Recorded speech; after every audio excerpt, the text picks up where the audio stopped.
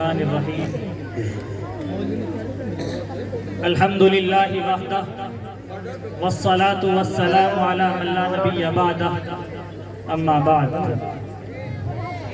معزز سامعین کرام اور اسٹیج پر جلوہ افروز حضرات علماء کرام، یقیناً آپ حضرات علماء کرام کے بیانات سے مستفید ہوں گے، تاہم چونکہ مجھے چند لمحات کے لیے مخاطب ہونے کا موقع ملا ہے تو میں مناسب سمجھتا ہوں کہ مدارس پر موجود بعض غلط تصورات کی حقیقت پر مختصراً روشنی ڈالوں۔ عزیزان گرامی، انسانی زندگی کی تاریخ جہاں سے ملنی شروع ہوتی ہے وہیں سے تعلیم و تعلم کا سلسلہ بھی شروع ہو جاتا ہے۔ گویا علم کا حصول انسان کی فطرت کا حصہ ہے، اور اس میں کوئی شک نہیں کہ اسلام دنیا کا پہلا وہ مذہب ہے جس کا باضابطہ آغاز تعلیم و تعلم کی آیت کریمہ اقرأ بسم ربک الذی خلق سے ہوا، اور اللہ تبارک و تعالی نے مسلمانوں کو حصول علم پر توجہ دینے کی تاکید کی۔ یہ ایک ناقابل انکار حقیقت ہے کہ دینی مدارس ملت اسلامیہ کی آبرو اور امت مسلمہ کے دل کی دھڑکن ہے، جہاں ملک دوستی کی تعلیم دی جاتی ہے، جہاں امن پسندی کا درس دیا جاتا ہے، جہاں ملک و ملت کے تحفظ کا طریقہ سکھایا جاتا ہے۔ مگر آج کے دور میں بدقسمتی سے ہمارے ان مدارس کو شک و شبہ کی نگاہ سے دیکھا جا رہا ہے۔ ان کے خلاف مختلف قسم کے پروپیگنڈے کیے جاتے ہیں، کچھ لوگ لا علمی کی بنا پر تو کچھ بدنیتی سے ان کے خلاف زبان درازی کرتے ہیں، جبکہ ہونا یہ چاہیے تھا کہ ہم اس حقیقت کو سمجھتے کہ یہ ادارے، یہ وہ قلعے ہیں جہاں قرآن و حدیث کی روشنی عام کی جاتی ہے، جہاں دین کے خادم تیار کیے جاتے ہیں، جہاں اسلامی تہذیب و تمدن کا احیاء ہوتا ہے۔ مگر ہم نے کیا کیا؟ ہم نے غیروں کی سازشوں کا شکار ہو کر ان کی زبانیں بولنی شروع کر دی اور اپنے مدارس کو شک و شبہ کے کٹہرے میں لا کر کھڑا کر دیا۔ ہمارے مدارس کے بارے میں کہا جاتا ہے کہ یہ شدت پسندی، انتہا پسندی اور معاشرتی ترقی میں رکاوٹ کا سبب بنتے ہیں۔ سراسر لا علمی اور تعصب پر مبنی الزام ہے۔ تاریخ گواہ ہے کہ جب بھی امت مسلمہ کو چیلنجز کا سامنا ہوا تو انہی مدارس کے علماء اور فضلاء نے رہنمائی فراہم کی۔ ہندوستان کی تاریخ خلافت عباسیہ سے لے کر بر صغیر کے خلاف استعمار کی جد و جہد تک وہ ہمارے مدارس ہی تھے جنہوں نے ہمیشہ حق و صداقت کی آواز بلند کی ہے۔ اگر ہم آج دینی مدارس کی مخالفت کرتے ہیں تو حقیقتاً ہم اپنے اسلام اور اپنے ایمان کو کھوکھلا کر رہے ہیں۔ اللہ تبارک و تعالی نے قرآن میں فرمایا ہے وَمَنْ أَحْسَنُ قَوْلًا مِّمَّنْ دَعَا إِلَى اللَّهِ وَعَمِلَ صَالِحًا، کہ اس سے بہتر بات کس کی ہوگی جو اللہ کی طرف دعوت دے اور نیک عمل کرے۔ ہمارے مدارس بھی یہی کام کرتے ہیں کہ لوگوں کو اللہ کی طرف بلاتے ہیں اور اسلام کے مطابق زندگی گزارنے کی دعوت دیتے ہیں۔ ہمارے وقت بہت مختصر ہے، تفصیلی گفتگو کا موقع نہیں، مگر مختصراً میں اس جیسی ہزاروں دینی درسگاہوں کے حوالے سے یہ بات عرض کر دینا چاہتا ہوں، اس وجہ سے کہ ہمارے مدارس اعلیٰ دانشگاہوں، اداروں، لوبیوں، میڈیا سینٹروں میں موضوع بحث ہے۔ ہر طرف ان کی ضرورت اور ان کے کردار کے تعلق سے باتیں کہی جاتی ہیں۔ یہ ادارے جنہیں ہم مدارس کے نام سے جانتے ہیں، یہ امریکہ جیسے نشریاتی ادارے ان کے تعلق سے پروگرام پیش کرتے ہیں۔ ایمنسٹی اور اقوام متحدہ کے ادارے ان کے بارے میں رپورٹیں جاری کرتے ہیں اور بین الاقوامی پریس ان مدارس کو موضوع بحث بنا رہی ہے، تو ہم پر بھی لازم ہے، ہم پر ضروری ہے کہ ہم اپنے مدارس کے حقیقی کردار سے واقف ہوں، ہم پہچانیں کہ ہمارے مدارس سے ان لوگوں کو کیا شکایات ہیں، ہمارے مدارس کے بارے میں کون سے اختلافات ہیں، ان پر ایک نظر ڈالی جائے۔ ہمارے مدارس کے بارے میں کہا جاتا ہے کہ مدارس آج کی تہذیب اور سویلائزیشن کے خلاف نئی نسل کی ذہن سازی کرتے ہیں، ورلڈ کلچر کے خلاف نئی پود کو اکساتے ہیں۔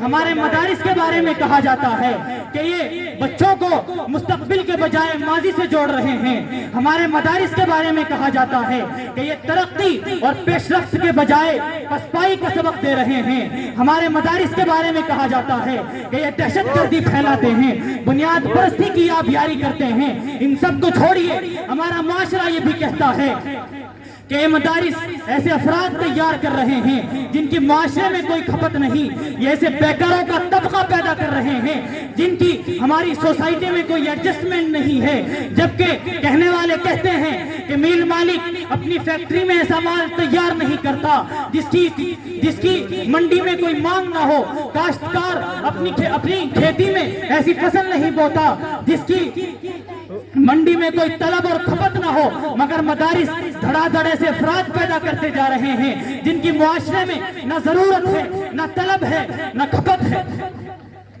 الزامات کی فہرست بہت لمبی ہے مگر وقت مختصر ہے۔ جہاں تک ورلڈ کلچر کی بات ہے کہ ہم اس کے خلاف نئی نسل کی ذہن سازی کرتے ہیں، تو میں کہنا چاہتا ہوں کہ ہم اس کلچر کو تسلیم نہیں کرتے اور اس کلچر کو جڑ سے اکھاڑ پھینک دینا چاہتے ہیں۔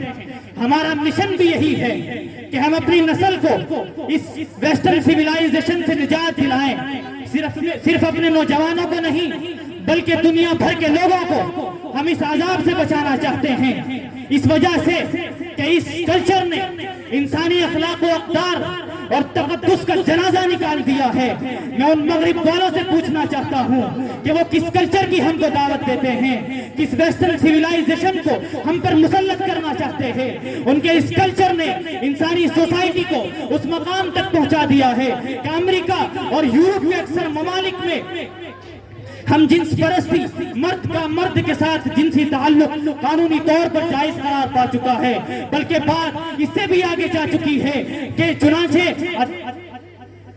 برطانیہ کی ایک عدالت میں مقدمہ چلتا ہے، ایک مرد دعویٰ کرتا ہے کہ اس کا کسی دوسرے مرد کے ساتھ جنسی تعلق تھا اور اس کے ساتھی کا انتقال ہو گیا ہے۔ اب وہ اپنے جنسی پارٹنر کے انتقال کے بعد یہ مقدمہ دائر کرتا ہے کہ مجھے اس کی بیوی تسلیم کرتے ہوئے قانونی طور پر اس کا وارث قرار دے دیا جائے۔ اور یہ اخبارات اور یہ خبر چند سال قبل اخبارات میں پڑھی بھی گئی ہے کہ عدالت نے اس کا موقف تسلیم کرتے ہوئے اس کو قانونی طور پر وارث قرار دے دیا ہے۔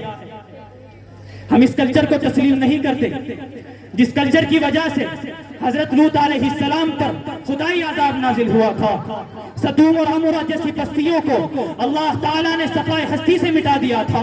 یہ کلچر انسانیت کی بربادی کا کلچر ہے، انسانی اخلاق و اقدار کی تباہی کا کلچر ہے، یہ کلچر خدائی عذاب کو دعوت دینے والا کلچر ہے۔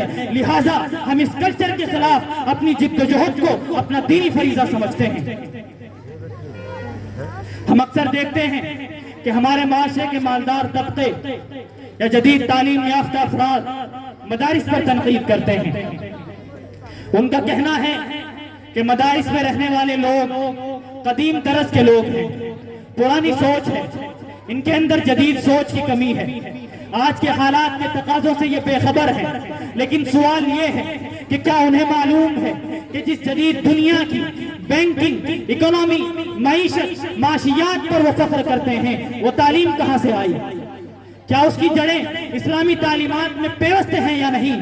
اگر آپ کو یقین نہیں آتا تو جائیے دارالعلوم دیوبند کی طرف، جائیے دارالعلوم ندوہ کی طرف، وہاں کے دورہ کیجئے، وہاں کی کتابوں کو دیکھیے، وہاں کے طلبہ کو دیکھیے، وہاں کے اساتذہ سے ملاقات کیجئے، پھر فیصلہ بتائیے کہ ہمارے اندر جدید سوچ کی کمی ہے یا آپ کے اندر اسلامی تہذیب کی، اسلامی بصیرت، دینی بصیرت کی، اسلامی فہم کی کمی ہے۔ آپ کی جدید تعلیمی ادارے آپ کے بچوں کو جدید تعلیم تو دے دیتے ہیں لیکن نماز سے دور کر دیتے ہیں۔ ان کے ہاتھ میں پیٹ اور کوٹ تو تھما دیتے ہیں مگر دنیا داری سکھا دیتے ہیں۔ بلکہ اس سے بڑھ کر اگر یوں کہا جائے کہ ہم اپنی بچوں کو جدید تعلیمی اداروں میں بھیجتے ہیں جہاں اعلیٰ تعلیم تو حاصل کرتی ہے مگر اسلامی تعلیمات اس کے سر سے اٹھ جاتی ہے، آہستہ آہستہ نتیجہ یہ نکلتا ہے کہ اس کے سر سے دین کا روشن چراغ بجھ جاتا ہے۔ جبکہ ہمارے مدارس ہمارے بچوں کو اعلیٰ تعلیم دے کر بھی محمد کا غلام بناتے ہیں، ان کے اندر دین کی روشنی بکھیرتے ہیں اور ان کے دل سے ایمان کی دولت نہیں چھنتی۔ مگر افسوس آج لوگ مدارس اور اہل مدارس سے کتراتے ہیں۔ ان کا کہنا ہے کہ یہ ہماری ترقی میں رکاوٹ کا سبب بنتے ہیں۔ بعض لوگ تو ان کی موجودگی ان کی نظروں میں چبھتی ہے مگر ہمیں معلوم نہیں، ہم بھول چکے ہیں کہ یہ وہ ادارے ہیں جن کی وجہ سے ہماری زندگیوں میں سکون ہے۔ انہیں شاید معلوم نہ ہو ان کے گھروں میں دولت کے انبار تو ہیں مگر ان دولت میں برکت نہیں۔ یہ علماء کرام جن کے پاس دولت تو کم ہے مگر اللہ کی برکت سے لبریز ہے۔ یہ دینی مدارس صرف تعلیمی ادارے نہیں ہیں بلکہ اللہ کے خاص بندوں کی تربیت گاہیں ہیں۔ اگر آپ بھی سکون چاہتے ہو، آپ کو سکون کی تلاش ہے تو آئیے بیٹھیے ان چٹائیوں والوں کے پاس، ان ٹاٹ پر بیٹھنے والوں کے پاس، ان کی زندگی کو دیکھیے، ان کی سادگی کو محسوس کیجیے۔ علامہ اقبال نے بھی کہا تھا، نہ کہیں جہاں میں اما ملی، جو اما ملی تو کہاں ملی، میرے جرم خانہ خراب کو تیرے عفو بندہ نواز دے۔ آپ حضرات تصور نہیں کر سکتے کہ مدارس میں رہنے والے اساتذہ خاص طور پر جو قرآن کریم پڑھاتے ہیں کتنے معمولی وظیفے کے ساتھ کتنی لمبی ڈیوٹی دیتے ہیں۔ ایک صحیح استاذ جو قرآن کریم کی تعلیم دیتا ہو اگر آپ کو معلوم ہو تو اپنے بچوں کو فجر کی اذان سے لے کر بیٹھتا ہے، فجر کی اذان فجر کی نماز کے بعد پڑھاتا ہے، ظہر کے بعد پڑھاتا ہے، مغرب کے بعد پڑھاتا ہے اور سردی میں رات لمبی ہوتی ہے تو عشاء کے بعد بھی پڑھاتا ہے۔ ان کی تنخواہ کتنی ہوتی ہے؟ آپ کے تعلق میں کوئی استاذ ہو تو آپ معلوم کر لیجئے گا۔ مگر آپ نے کبھی نہیں سنا ہوگا کہ قاریوں نے تنخواہ کم ہونے کی وجہ سے ہڑتال کر دی ہے، حافظوں نے قرآن سنانے سے انکار کر دیا ہے، اماموں نے نماز پڑھانے سے معذرت کر دی ہے۔ کتنی شرم کی بات ہے، ہم پھر بھی یہ کہتے ہیں کہ معاشرے میں ایسے طبقے کی کوئی کھپت نہیں ہے، کوئی طلب نہیں ہے، ڈوب مرنے کی زندگی ہے۔ وہ طبقہ جو معمولی وظیفے کے ساتھ بہت کم بجٹ کے ساتھ ہماری قوم کی اتنی بڑی ضرورت کو پورا کر رہا ہے، اتنے بڑے خلا کو پر کیے ہوئے ہیں، اس کے تعلق سے ہم یہ کہتے ہیں کہ اس کی زمانے میں کوئی ضرورت نہیں ہے، ہماری سوسائٹی میں اس کی کوئی طلب نہیں ہے۔ اللہ ہمیں ہدایت دے۔ اور یہاں اس جائزے کے بعد مختصراً ایک بات اور کہہ کے میں اپنی جگہ لیتا ہوں کہ جب دینی مدارس اعلیٰ پیمانے پر کام کرتے ہیں تو امریکہ جیسے نشریاتی اداروں سے مطالبے آنے لگتے ہیں، حکومتیں دھمکانے لگتی ہیں تو ہمارے احباب ڈر جاتے ہیں کہ ان مدارس کا کیا ہوگا۔ تو میں یہ عرض کر دینا چاہتا ہوں کہ ان مدارس کا کچھ نہیں ہوگا بلکہ جس طرح یہ قدیم طرز پر پہلے کام کرتے رہے ہیں آج بھی کام کر رہے ہیں اور آئندہ بھی کرتے رہیں گے، اس وجہ سے کہ اللہ تبارک و تعالیٰ نے قیامت تک کے لیے قرآن کی حفاظت کا ذمہ لیا ہے۔ اور ظاہر سی بات ہے کہ جب قرآن کی حفاظت کا ذمہ لیا ہے تو اللہ تبارک و تعالیٰ اس سینے کی بھی حفاظت کرے گا جس سینے میں قرآن کریم موجود ہوگا، اس سسٹم اور اس نظام کی بھی حفاظت کرے گا جس سسٹم اور جس نظام میں قرآن کریم موجود ہوگا۔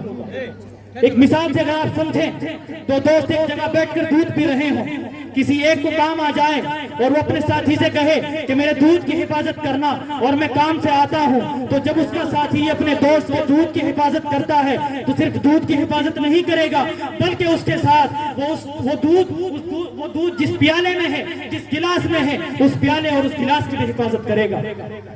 بس یہ دینی مدارس قرآن کریم اور اس کے علوم کی حفاظت کا تکوینی ذریعہ ہے۔ آپ کے اور ہمارے کہنے اور کرنے سے کچھ نہیں ہوگا، جس طرح کام کرتے رہے ہیں اس طرح کرتے بھی رہیں گے۔